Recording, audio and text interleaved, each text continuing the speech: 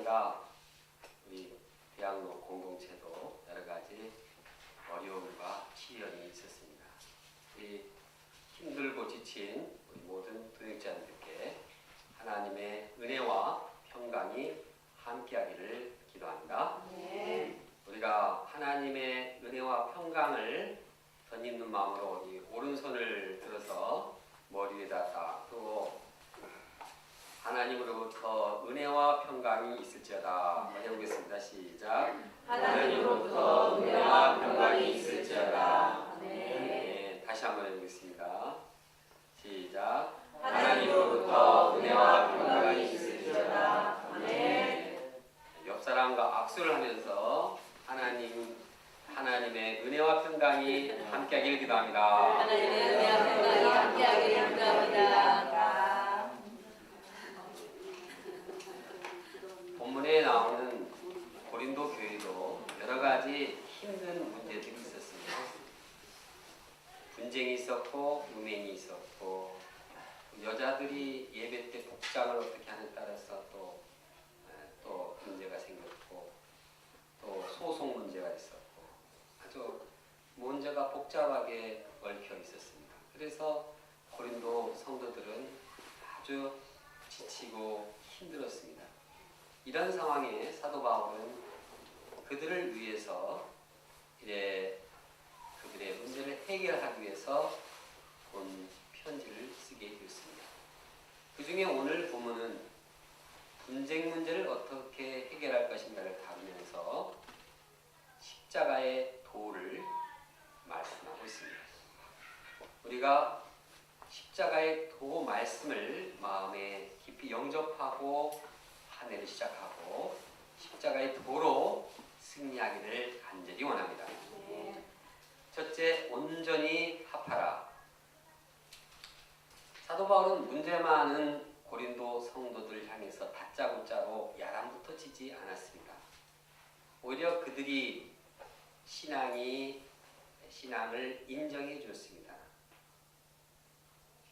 사도 바울은 고린도 성도들을 하나님의 교회라고 인정했습니다. 또 하나님의 거룩함을 받은 또 거룩해진 그러한 사람들이라고 인정했습니다.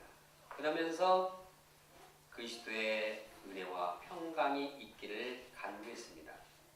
또한 인사를 하고 난 뒤에는 고린도 교회의 많은 이 감사 제목들을 하나님께 감사드리고 있습니다. 사도 바울은 고린도 교회가 복음을 잘 전하는 것을 하나님께 감사했습니다. 또 그들이 영적인 지식이 아주 풍부한 것을 감사했습니다. 또한 사도 바울이 전한 그리스도의 진리가 그들 가운데 견고히 서가는 것을 감사했습니다. 뿐만 아니라 그들에게 은사가 부족함이 없이 아주 풍성한 것을 감사했습니다. 더 나아가서 그들이 세상에 안주하지 않고 하나님 예수님의 재림을 소망하는 그러한 재림 신앙을 갖고 있는 것을 감사했습니다. 또한 이제 앞으로도 그들이 부족함이 있지만 주님께서 함께 하셔서 그들이 허물이 없는 그러한 신자들로 완전케 하실 것을 믿고 감사했습니다. 더 나아가서 그들과 현재 함께하며 그들과 변함없이 교제케 하시는 주님으로 인해서 기쁨이 있었습니다. 이처럼 사도 바울은 그들의 약점을 파고드는 것이 아니라 먼저 그들에게 있는 장점을 잘 드러내고 또 감사하고 있습니다. 사도 바울이 감사를 언급한 후에는 이제 그들의 문제를 지적하고 있습니다. 그들의 문제에 대해서 방향을 제시하고 있습니다. 다 같이 10절을 함께 읽어보겠습니다. 시작. 형제들아, 내가 우리 주 예수 그리스도의 이름으로 너희를 권하노니 모두가 같은 말을 하고 너희가 너희 가운데 분쟁이 없이 같은 마음과 같은 뜻으로 온전히. 현재 고린도 성도들은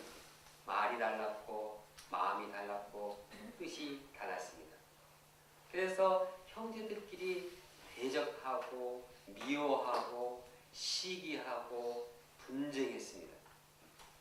사도 바울은 이런 사실을 글로의 집 사람들을 통해서 들었습니다. 그들은 보고하기를 나는 바울파다, 나는 아볼로파다, 나는 게바파다, 나는 그리스파다 하면서 서로 분쟁하고 있었습니다. 바울파는 바울이 이 고린도 교회를 개척할 때 바울의 영향을 받은 개척 조상들의 주류를 이뤘습니다. 아볼로파는 바울이 고린도를 떠난 후에 아볼로가 리더가 되었을 때 그 아볼로의 영향을 받은 자들이었습니다. 게바파는 사도 베드로가 수리아 지역에서 선교를 했는데 그 선교를 통해서 회심하고 고린도 교회에 들어온 유대인들이 많았습니다. 그리고 그리스도파는 이 세 파에 해당하지 않고 나는 온전히 그리스도만 의지하겠다면서 또 파를 하나 더 만든 것입니다. 이렇게 그들이 파를 만들어서 서로 옳다고 하며 서로 더 낫다고 하고 분쟁하고 다른 파를 또 깔고 왔습니다. 사실 바울이나 아볼로나 게바나 그런 사도들이 이렇게 자기를 주장하거나 분열을 조장하지 않았습니다. 그 사람들 밑에서 그를 따르고 영향을 받은 사람들이 자기의 세력을 좀 더 확장하기 위해서 그렇게 서로 파를 형성해서 다투고 분열하고 있습니다. 바울의 표현을 따르면 그는 어느 한쪽 편에 들어서 다른 쪽 편을 얕보고 뽐낸다고 했습니다. 이러한 분쟁은 그리스도 중심이 아니라 사람 중심이 되었기 때문입니다. 그들이 그리스도를 바라보고 신앙생활한 것이 아니라 사람을 바라보고 신앙생활을 했기 때문입니다. 그리스도를 높이는 대신에 사람을 높였기 때문에 그러한 분쟁이 일어나게 된 것입니다. 이로 인해서 교회는 아주 세상처럼 분쟁이 심하고 갈등하고 경쟁했습니다. 고린도는 믿지 않는 사람들은 그렇게 분쟁을 하고 서로 경쟁을 하면서 뭔가를 이루어 나가고 이론도 이루어 나가고 또 뭔가 새로운 이론이 정립했습니다. 그래서 분쟁과 경쟁이 득이 될 수도 있습니다. 그러나 교회 안에서 분쟁과 갈등과 미워하고 이런 것은 심각한 죄입니다. 이 교회에서 성도들이 분열하는 것은 그리스도의 한 몸인 그리스도를 아주 조각조각 갈래갈래 다 찢어놓는 것입니다. 하나님을 슬프게 하는 일입니다. 성령의 것을 깨는 일입니다.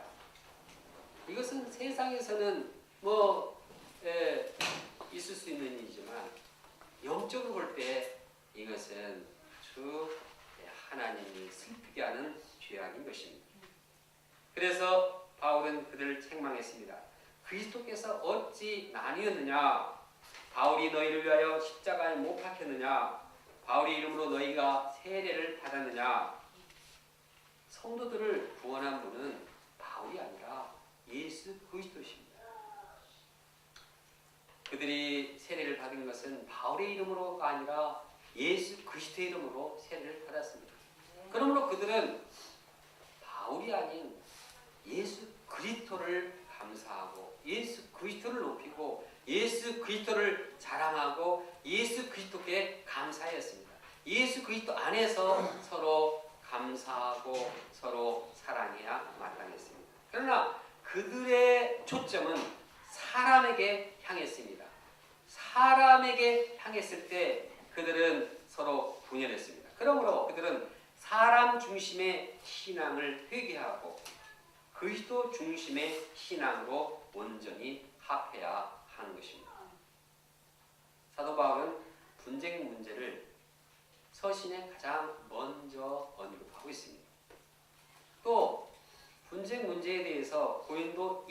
그래서 고린도전서 1장에서 4장까지 아주 긴 분량으로 서술하고 그 문제를 해결하고자 노력하고 있습니다. 왜 이렇게 분쟁 문제를 가장 먼저 다루고 가장 길게 이렇게 다루어야만 했을까요? 그것은 고린도 교회에 있어서 최우선적으로 해결해야 할 가장 중요한 문제가 바로 이것이기 때문입니다. 교회가 교회다우고 성도가 서로 사랑해야 합니다. 예수님께서 12제자를 남기고 이제 마지막으로 십자가에 돌아가기 전 주신 세 계명이 있습니다. 그것은 서로 사랑하라.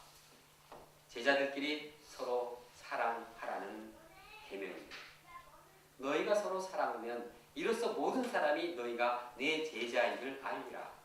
교회는 다른 사람이 볼 때 서로 사랑하는 공동체라고 인정받아야 됩니다.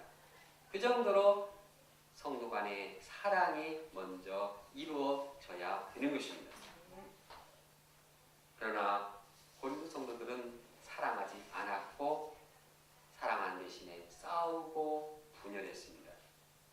이는 세상 사람들과 다를 바가 없습니다. 그들에게 이러한 분쟁이 계속된다고 하면 그들은 분쟁하다가 힘을 잃을 것입니다. 사도 바울이 언급한 그런 장점들이 이제는 오히려 다 사라지게 될 것입니다. 은사가 풍성한들 분쟁하면 어떻게 됩니까? 아주 교회가 아주 소란하고 아주 난장판이 될 것입니다. 그들이 복음을 잘 전하는데 그 좋은 장점이 분쟁하는데 그걸 써보십시오. 아주 완전히 개판 싸움바닥이 될 것입니다. 그래서 서로 사탄의 시험에 들 것입니다. 그러므로 그들에게 있어서 최우선적으로 해결해야 할 문제는 바로 이러한 분쟁을 없애는 것이었습니다. 그리고 온전히 합하는 것입니다. 그래서 사도 바울은 온전히 합하라 하고 호소하고 있습니다. 우리에게도 마찬가지입니다. 대학로를 개척한 지가 딱 14년이 됐습니다. 1월 4일은 우리가 14년 전 1월 4일 날 이사한 날입니다. 일사후퇴가 아니라 일사 개척입니다. 그런데 돌이켜보면 하나님께서 줄기차게 우리를 향해서 원하는 것은 서로 합하라. 마음을 같이 하고 뜻을 같이 해서 하나 되라는 그런 분명한 메시지입니다. 마음과 뜻이 하나 되지 못할 때 우리는 사단의 시험에 들게 되는 것입니다. 이 마음이 합하지 않을 때, 하나 되지 못할 때 양들이 많아도 힘들고 양들이 없어도 힘듭니다. 그동안 하나님께서는 우리에게 여러 가지 훈련과 시련을 통해서 하나 되도록 도우신 것을 깨닫게 됩니다. 우리가 이 하나님의 도우심, 하나님의 마음을 들고 마음을 알고 새해에는 우리가 더욱더 마음이 하나 되고 뜻이 하나 되는데 힘쓰기를 원합니다. 이를 위해서 구체적으로 우리가 기도부터 시작하기를 원합니다. 대학로 전체 방향을 가지고 기도하고 또 서로를 위해서 서로 기도할 때 기도하는 가운데 하나님 앞에서 우리의 마음이 하나가 될 것입니다. 우리가 새해 요절과 또 기도 제목을 내라고 하면 빨리 내야지 이게 하나 되는 이 기도입니다. 나는 안 나겠다. 니네나 해라. 이렇게 하면 마음이 하나가 될 수가 없습니다. 오늘 가시기 전에 안 내신 분들은 회개하고 요절과 기도 제목을 제니퍼 목사님에게 제출하기를 간절히 원합니다. 우리가 중보기도 할 때 서로 시간과 공간이 떨어져 있다 하더라도 마음으로 하나가 될 수 있습니다. 기도는 사랑의 표현인데 사랑하게 될 때 우리는 서로 떨어져 있어도 마음으로 하나가 되고 동역하게 되는 것입니다. 또한 성만찬을 통해서 주님의 몸을 우리 안에 영접하며 주님과 연합하면서 주님 안에서 하나 되어야겠습니다. 성만찬은 예수님께서 우리가 함께 하시고 각자의 마음에 함께 하시고 그 함께한 예수님과 함께 하나가 되는 것입니다. 둘째, 십자가의 도는 하나님의 능력이라. 무엇이 하나님의 능력이라고요? 하나님의 능력은 십자가의 도입니다. 사도 바울은 교회 내 분쟁 문제를 언급하다가 이제 십자가의 도를 말씀하고 있습니다. 왜 분쟁 문제를 말하다가 이렇게 십자가의 도를 말하게 됐을까요? 그것은 분쟁 문제의 해결이 근본적으로 십자가의 도에 있음을 말하기 위해서입니다. 다시 말해서 그들이 분쟁하게 된 여러 가지 원인 중에서 가장 결정적인 것은 십자가의 도를 잊어버렸기 때문입니다. 만약 그들이 십자가의 도를 다시 회복하고 십자가의 말씀을 영접하고 십자가의 말씀으로 새롭게 될 때 분쟁 문제는 자연히 해결된다는 것입니다. 바울은 십자가의 도가 무엇인지를 선포하고 있습니다. 18절을 함께 읽겠습니다. 시작. 십자가의 도가 멸망하는 자들에게는 미련한 것이요 구원을 얻는 우리에게는 하나님의 능력이라. 안 믿는 사람들에게 있어서 십자가는 미련한 것입니다. 아니 어떻게 십자가에 죽은 사형수를 믿고 그것을 구원자라고 이렇게 영접할 수가 있는가? 이것은 어리석어 보였습니다. 또 이 예수 그리스도라는 사람이 그냥 자기가 그냥 죽어버리고 뭐 다른 사람에게는 뭐 아무것도 요구하는 것 없이 내가 모든 사람을 구원했다. 말이 안 되는 플레이 같습니다. 하라는 것 하나도 없이 자기가 그냥 혼자 죽고 내가 구원했다. 웃기고 있네. 이렇게 여기기 쉬웠습니다. 그러나 믿는 자에게 있어서 십자가는 구원을 주는 하나님의 능력입니다. 로마서는 말하고 있습니다. 이 복음은 모든 믿는 자에게 구원을 주시는 하나님의 능력이다.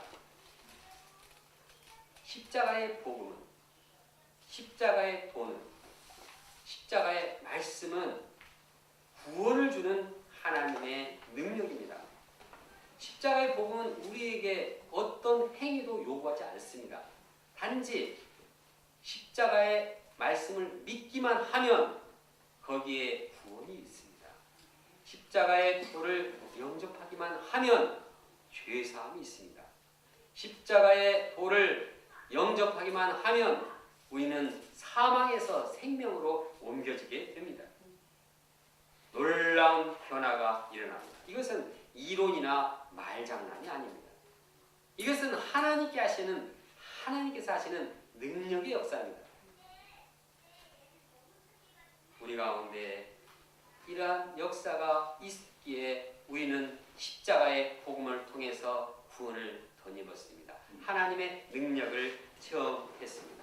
이 시간에도 우리가 십자가에 죽으신 예수님을 영접하기만 하면 우리는 구원을 얻을 수 있습니다.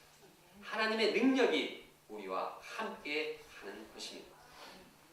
그런데 왜 십자가의 도를 영접할 때 분쟁 문제를 해결하게 됩니까? 왜냐하면 십자가의 도는 사람을 자랑하지 못하게 하기 때문입니다.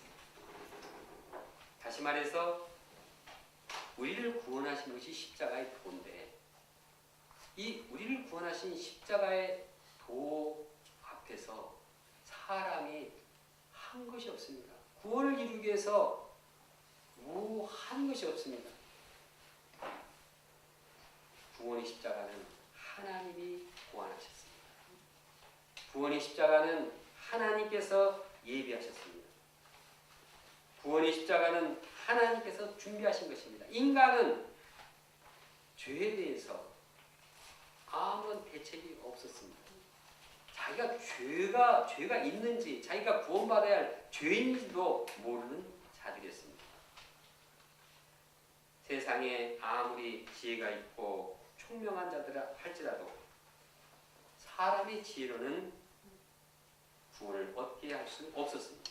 사도 바울은 구약 성경을 인용해서 이것을 말하고 있습니다. 내가 지혜 있는 자들의 지혜를 멸하고 총명한 자들의 총명을 폐하리라. 이렇게 하나님께서 지혜 있는 자들, 총명한 자들을 폐하신다는 이유는 구원을 이루는데 이들이 아무런 쓸모가 없다는 것입니다. 아무리 그들이 지혜 있다고 하지만 구원을 이루는데 뭐 어떤 힘을 쓸 수가 없는 것입니다. 그래서 하나님은 이들을 폐하시겠다는 것입니다.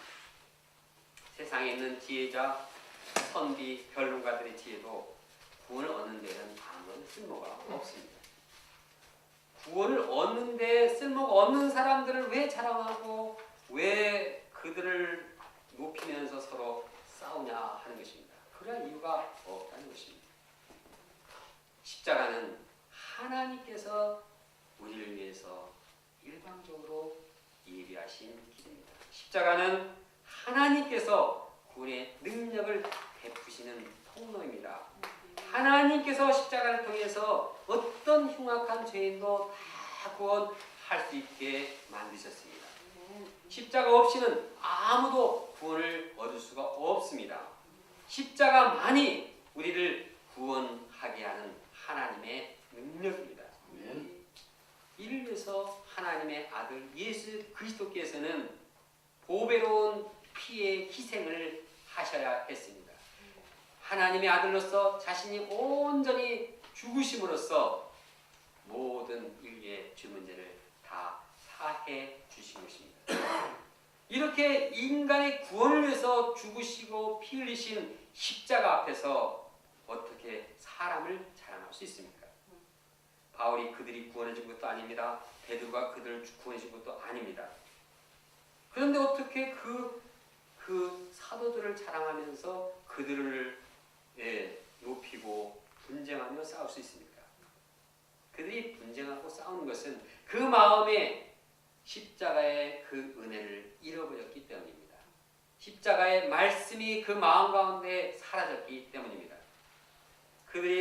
그러므로 그들은 이제 십자가의 도를 영접하고 십자가의 은혜를 새롭게 하고 그 은혜를 감사 찬양해야 합니다.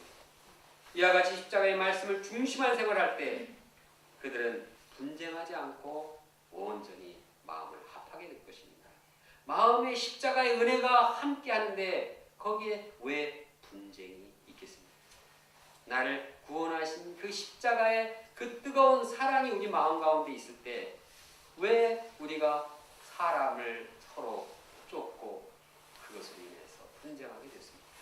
문제는 십자가의 말씀, 십자가의 은혜가 우리 마음 가운데 없기 때문입니다. 더 나아가 우리가 예수님의 십자가에 집중할 때 우리 마음에 구원의 은혜가 깊어지고 넘치게 되는 것입니다. 찬송가 147장은 찬양합니다. 주 달려 죽으신 십자가 우리가 생각할 때에 세상에 속한 욕심을 헛된 줄 알고 버렸네. 죽으신 구주 밖에는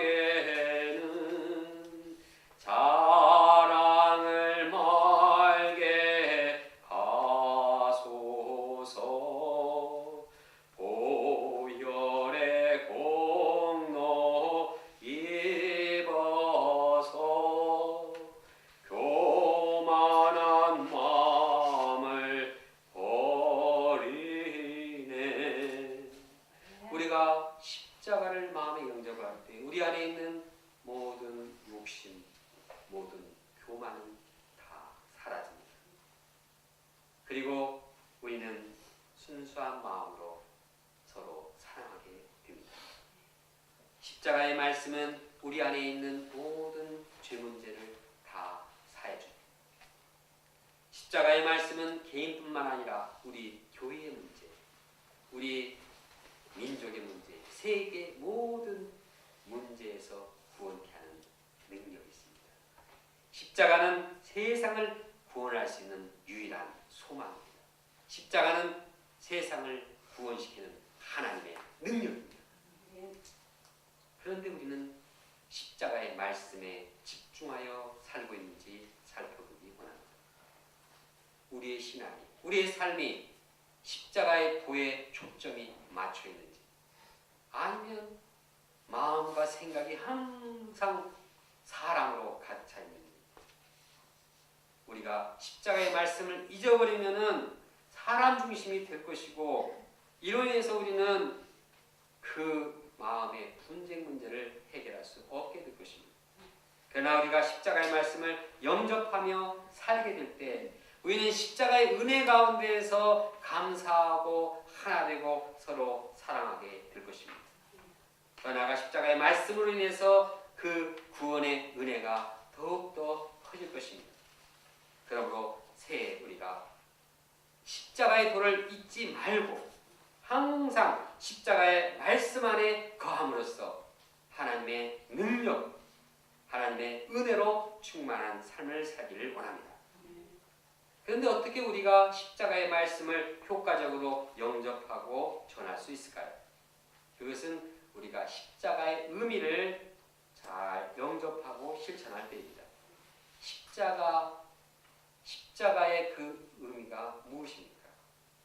십자가는 구원을 위한 고난, 희생, 죽음을 의미합니다. 그러므로 이 십자가의 의미를 잘 깨닫고 마음에 영접할 때 이것이 더 은혜가 되는 것입니다. 그것을 실천할 때 이것이 더 힘이 있는 것입니다. 만약 말씀을 전하는 자가 아니라고 게으르고 전혀 이런 고난, 희생 없는 사람이 십자가의 말을 전할 때 그게 영향이 있겠습니까? 자기 자신에게 그 십자가 뭔지도 모르는데, 십자가의 고난이 뭔지도 모르는데 그 마음에 은혜도 없을 것이고 또 다른 사람에게도 전파할 때 영향도 없을 것입니다. 그러나 예수님의 고난과 희생을 동참하면서 십자가의 의미를 영접하고 십자가의 말씀을 전하게 될 때 전하는 자도 십자가의 은혜가 넘치게 될 것이고 듣는 자도 큰 영향을 받게 될 것입니다. 사도 바울이 그랬습니다. 그는 예수님의 십자가, 예수님의 죽음을 몸에 짊어지고 살았습니다. 그리고 십자가를 전했습니다. 그때 그 몸에 예수님의 생명이 살아났습니다. 고난을 받고 희생을 하고 죽음에 동참할 때 그 마음에 부활의 생명력이 충만했습니다. 그리고 그가 이러한 십자가의 복음을 전했을 때 많은 사람들이 생명을 얻게 되었습니다. 구원을 얻게 되었습니다. 우리가 힘들고 어렵다고 말합니다. 이것은 참으로 위로가 필요하죠. 이때는 기회입니다. 무슨 기회입니까? 십자가의 예수님, 십자가의 도를 깊이 영접하고 전할 수 있는 저의 기회입니다.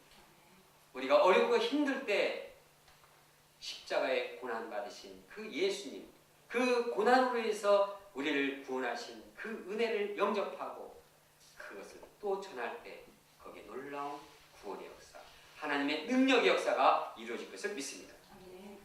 셋째, 전도에 미련한 것으로 구원하기를 기뻐하셨도다. 사도 바울은 왜 전도에 미련한 것으로 구원 역사를 이루는지를 말씀하고 있습니다.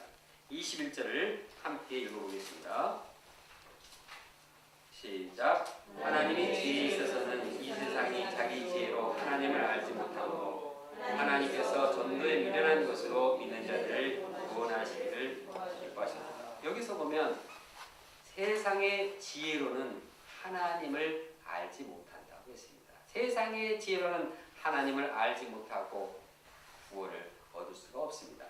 다시 말해서 세상 사람들이, 지혜로운 사람들이 아무리 많이 모여가지고 머리를 쥐어짜고 그렇게 연구를 해도 구원은 얻지 못합니다.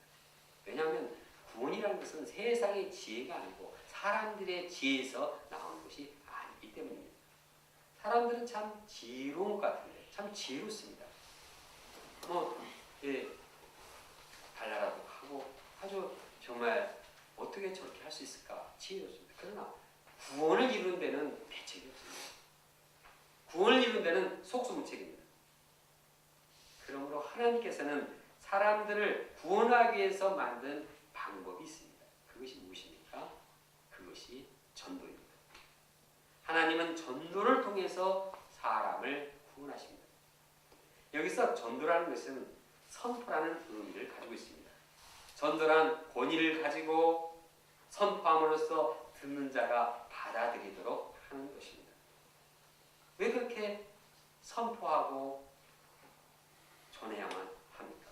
왜냐하면 구원은 사람이 스스로 만들 수가 없기 때문인 것입니다. 사람이 구원을 얻으려면 하나님의 말씀을 들어야 합니다. 로마서는 말씀합니다. 하나님께서 그를 죽은 자 가운데서 살리신 것을 내 마음에 믿으면 구원을 받으리라. 하나님의 말씀을 듣지 않고 구원받는 사람이 있습니까? 하나도 없습니다. 예수 그리스도께서 십자가에 피 흘려 돌아가시고 부활하셨다는 그 말씀을 듣고 영접하면 구원을 얻게 되는 것입니다. 그러니까 사람이 구원을 얻기 위해서는 전도의 방법을 따라야 되는 것입니다. 바울은 23절에 말합니다. 우리는 십자가에 못 박이신 그리스도를 전하니. 사도 바울을 포함해서 모든 믿는 사람들은 다 말씀을 듣고 구원을 받았습니다. 구원을 얻었습니다. 그런데 어떤 사람들은, 안 믿는 사람들은 구원을 위해서 하나님이 제시하신 방법을 따르지 않습니다. 유대인들은 22절에 보면 유대인은 표적을 구하고 헬라인은 지식을 찾으나 그랬습니다. 안 믿는 사람들이 주로 두 종류가 있는데 이 헬라인들, 히브리인들과 그 세계는 헬레니즘과 히브리즘이 있었습니다. 그 영향을 받은 사람, 그 어떤 주도자들이었습니다. 헤브라이즘은 유대인들이 중심이고 헬레니즘은 로마와 이방인들이 중심입니다. 이 사람들의 특징은 하나님 말씀을 안 듣고 다른 것을 통해서 자꾸 구원을 얻고자 하는 성향이 있다는 것입니다. 유대인들은 어떻게 구원을 얻고자 했습니까? 유대인들은 표적을 구했습니다. 그러나 예수님이 아무리 표적을 보여주어도 유대인들에게 보여줘도 그들은 믿지 않았습니다. 예를 들어서 예수님께서는 권능을 가장 많이 행하신 고울이 믿지 않은 것을 보고 아주 한탄했습니다. 소돔과 고모라도 이렇게 권능을 행하면 믿지 않았을까 참 탄식하고 있습니다. 예수님께서 오병이어 5,000명을 먹이는 기적을 행했지만 예수님을 그리스도로 영접하지 않았습니다. 먹을 때는, 기적을 일으킬 때는 우르르 몰려드는데 실제로 예수님은 그리스도로 영접하지 않고 다 도망가버렸습니다. 우리가 생각할 때 기적을 보면 사람들이 예수님을 믿을 것으로 기대합니다. 그러나 성경은 그렇게 말하고 있지 않습니다. 표적을 본 것은 본 것이고 하나님을 믿는 것은 또 다른 것입니다. 예수님은 오히려 악하고 음란한 시대가 표적을 구한다고 말씀하고 있습니다.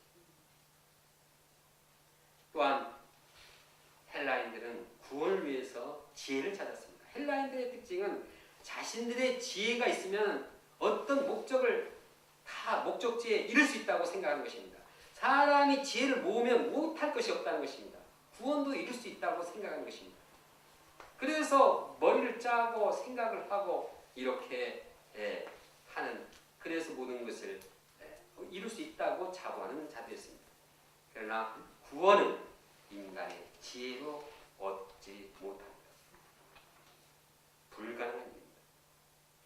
사도 바울이 전도를 통해서 구원하신다는 말씀을 하신 이유는 무엇일까요? 첫째로 사람을 자랑하지 않도록 하기 위해서입니다. 구원은 사람이 만들어서 얻은 것이 아니고 단지 말씀을 들어서 얻은 것입니다. 구원을 위해서 사람이 한 일은 그냥 말씀을 들은 것뿐입니다. 하나님의 은혜로 그냥 받은 것입니다. 그러므로 사람을 자랑할 수가 없습니다. 바울이나 아볼로나 게바나 다 훌륭한 사람들이지만 그들도 말씀을 듣고 말씀을 통해서 구원을 얻은 사람에 불과합니다. 그러므로 그들도 하나님의 말씀을 받은 것을 감사하고 그것을 자랑했습니다. 그런데 왜 성도들은 이 사람들을 자랑하고 왜 사람들을 높이며 싸우냐는 것입니다. 그렇게 해서는 안 된다는 것입니다. 전도가 구원의 길이라는 것은 전도를 통해서 구원을 얻은 것은 사람 자랑할 수 없다는 것을 말해주고 있습니다. 둘째로 전도를 통해서 하나님의 구원 역사가 이루어진다는 사실을 말씀하고 있습니다. 바꿔 말해서 전도가 없으면 구원이 없다는 말씀입니다. 양들에게 음식을 섬기고 선물을 주고 잘 해주는 것은 참 필요하고 좋은 일입니다. 그러나 전도를 하지 않으면 거기는 구원은 없습니다. 아무리 잘해줘도 말씀을 전하고 말씀을 듣게 하지 않으면 거기에는 구원의 역사가 없습니다. 그러므로 구원 역사를 이루기 위해서는 우리가 전도에 힘써야 합니다. 왜 우리가 1대1 말씀 공부를 하자 강조합니까? 그것은 구원의 역사를 이루기 위한 것입니다. 1대1을 하면 할수록 거기에는 구원의 가능성이 많이 있습니다. 우리 페트라 사모님이 1대1을 열심히 하니까 그 양들 가운데 생명이 살아나는 이러한 역사들이 있지 않습니까? 구원 역사는 말씀을 전하는 데 있습니다. 그것을 들음으로부터 나는 것입니다. 결론적으로 고린도 교회는 분쟁 없이 온전히 합해야 합니다. 이를 위해서 그들은 십자가의 도를 영접하고 전해야 합니다. 그때 그 마음에 구원의 은혜가 충만하고 십자가의 은혜 가운데서 하나가 됩니다. 십자가 신앙을 갈 때 십자가를 앞세우고 사람을 자랑하지 않게 됩니다. 분쟁도 사라집니다. 새해 우리가 십자가의 도를 영접하고 하나 되기를 원합니다. 십자가의 도를 전파함으로써 구원 역사가 활발하게 이루어지기를 간절히 기도합니다. 다 같이 18절을 읽겠습니다. 시작. 십자가의 도가 멸망하는 자들에게는 미련한 것이요 구원을 받는 우리에게는 하나님의 능력이라. 기도하겠습니다.